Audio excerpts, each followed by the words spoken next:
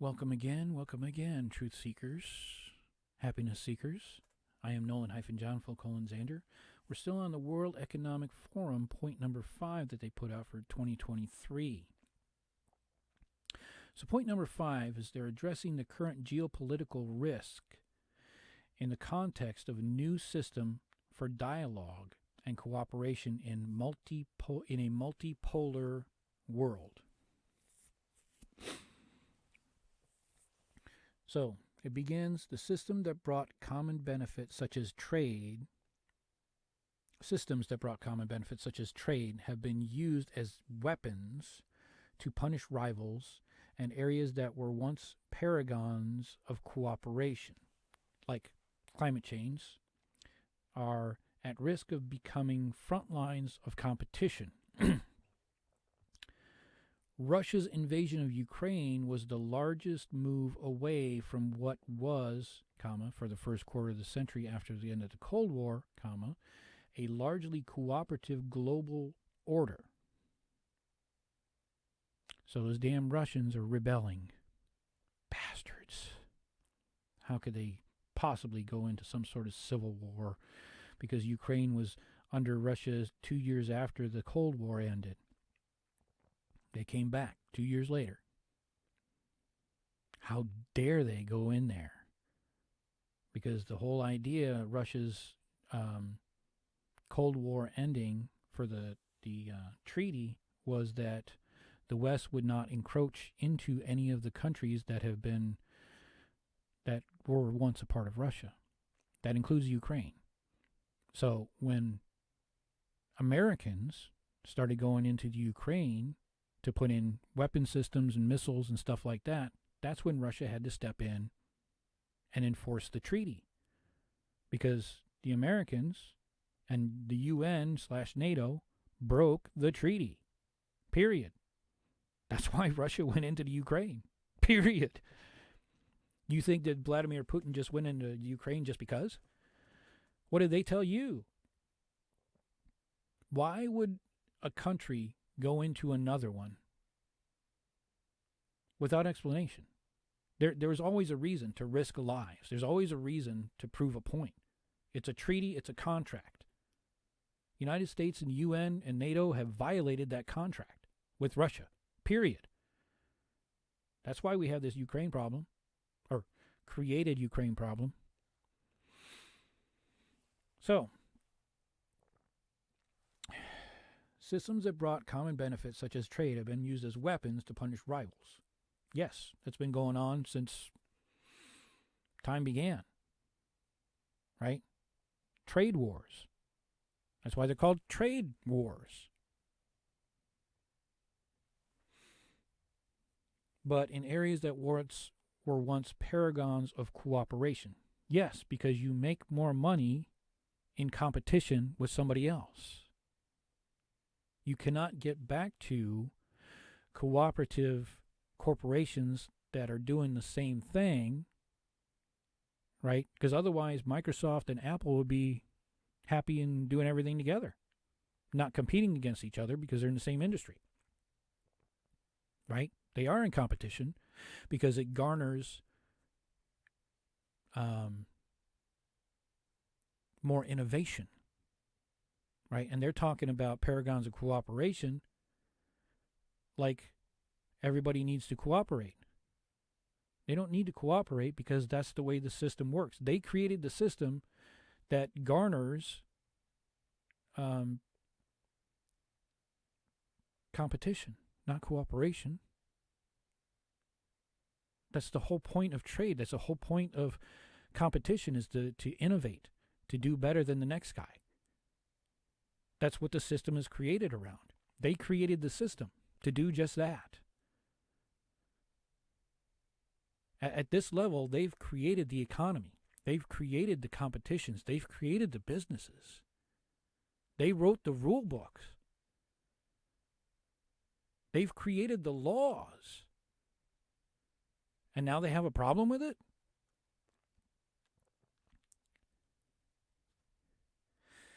Yeah. So climate change.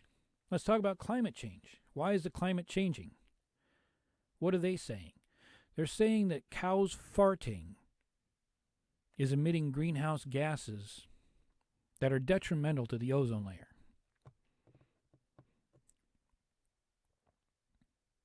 Really? They're saying that it's our fault with our hairspray in the 1980s, the CFCs, chlorofluorocarbons, which are heavier than air and they float down to the Earth's surface.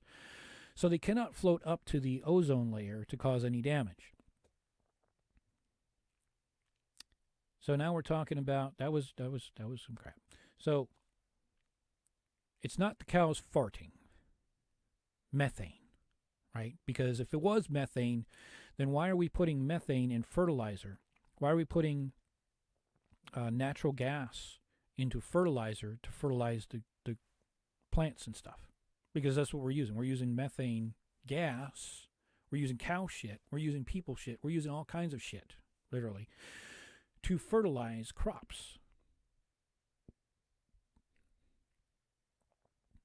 So how is that different from what we were doing when we were cave people, living in cave?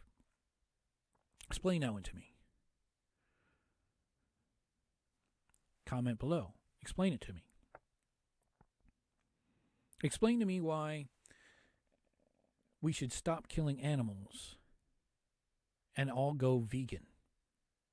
Now, don't get me wrong, I'm mostly vegan. I'm still vegetarian because I still eat honey, which technically is an insect, so it's vegan. But explain to me why saving the cows is saving lives. Because your tofu burger that you're eating, right? When you plow a field, you're killing worms, ants, grubs, moles, scrubs, bugs of every type. So the question really is, how cute does something have to be for you to give a damn whether or not it lives, or how many? Because when you're planting a field of 1 acre, you have probably killed more than 10,000 insects or other creatures of that nature. It's just you don't see them.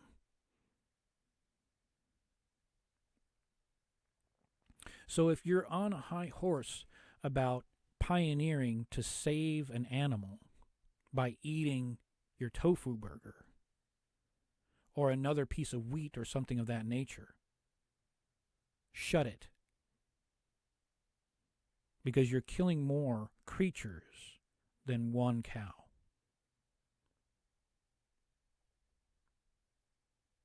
Or 1 chicken. Or 1 pig. Now, if you want to argue about vibration and energy, I'm with you all the way. But if it's just about a life and just about a cute little cow or a calf, shut your mouth and go away. But you cannot get life from death, right? Because the gallbladder is there so that you can process the spirit energy from the plant. So, off on another rant, I suppose. Let's draw it back in. Hoo-ha. Geopolitical venue. Geopolitical vein tendered from cooperation to competition. Well, yes. Why would it do that? Well, geopolitical cooperation is, well, when you're talking about politics and you're talking about the United States, the business of the United States is war. When we come out of recessions, we do it via war, which is why we're in the Ukraine right now. Yes, we are fighting it by proxy, but we're still a part of that war. And apparently so is the World Economic Forum, because they're backing Ukraine.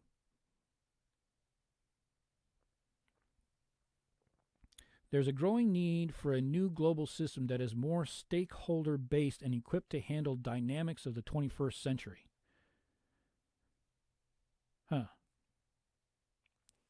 Growing need for a new global system that is more stakeholder-based. So the stakeholders in the global system, who are they? Well, whoever is in line with the World Economic Forum is a stakeholder. So whatever the Global Economic Forum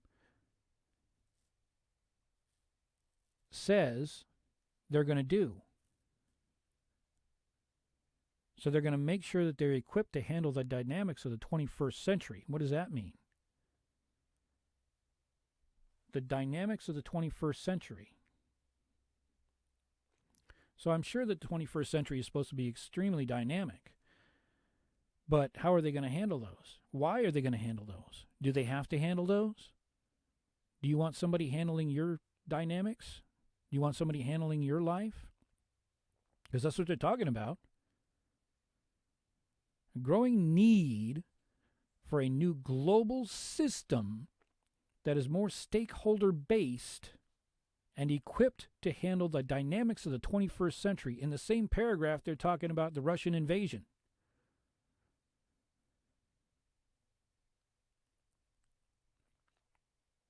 So what does that mean? They're talking about weapons. Systems that brought common benefits, such as trade, have been used as a weapon to punish rivals that used to be cooperative, right? The climate change is at risk. Well, that's where I went off on that rant. Russia's invasion of Ukraine was the latest move away from what was for the first quarter century after the end of the Cold War. So now we're talking about war. We're talking about competition uses and weapons to punish rivals. That is not this. That is a part of the same thought because it's in the same paragraph. There's a growing need for a new global system that is more stakeholder-based and equipped to handle the dynamics of the 21st century. The dynamics of the 21st century apparently are trade as a weapon and Russia's invasion of the Ukraine, which is a military action. So what does that mean? To me, that means they're going to strong arm and they're going to weaponize a lot of these so-called stakeholders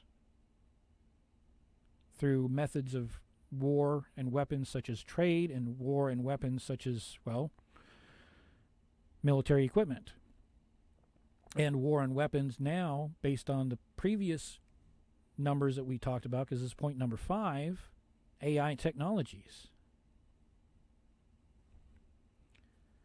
So a special work stream across these themes will be dedicated to leadership with a particular focus on resilience, both at the individual and organizational levels. The meeting will also enable the forum's global forum's global collaboration village. Okay, that's new. A pioneering effort to further scale public-private cooperation on the world's foremost challenges utilizing immersive digital environments. So there's a global collaboration village that the World Economic Forum is funding, which would make sense, right? They have to have a war room. They have to have control to see how things are going, right?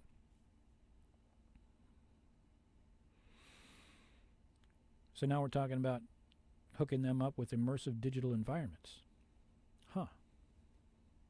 Using AI to spy on everybody to see how things are going, to see what people are doing.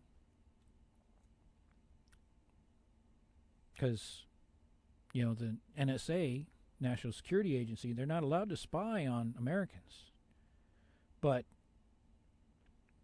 Forum's Global Cooperation Village or Collaboration Village, using AI, why not? They own the phones. They own the phone that you already paid for. They own the network. The only thing they don't own is your thoughts, which you're talking about because you're speaking about it, like I'm talking here. These are my thoughts based on this subject. So they have those. Can they change them? No. They can shut them down. Yeah, because they own YouTube. They own the medium that I'm trying to broadcast on. If I had the money that Andrew Tate did, I'd do the same thing he did. Then I'll be ended up, on some trumped-up charge, sitting in jail. Oh, by the way, now he's in the emergency room now, isn't he? Or in the hospital. He's sick. He has an illness. He caught COVID or something like that while he was in prison or being held. How is that possible?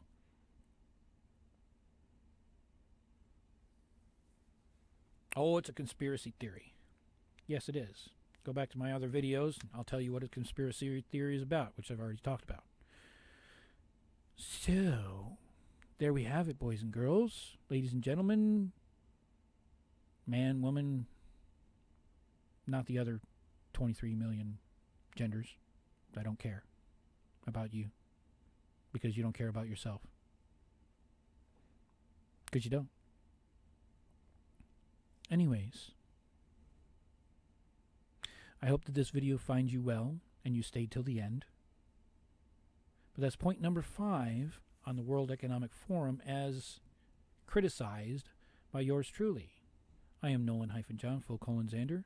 I want you to be happy. I want you to stay truthful to yourself.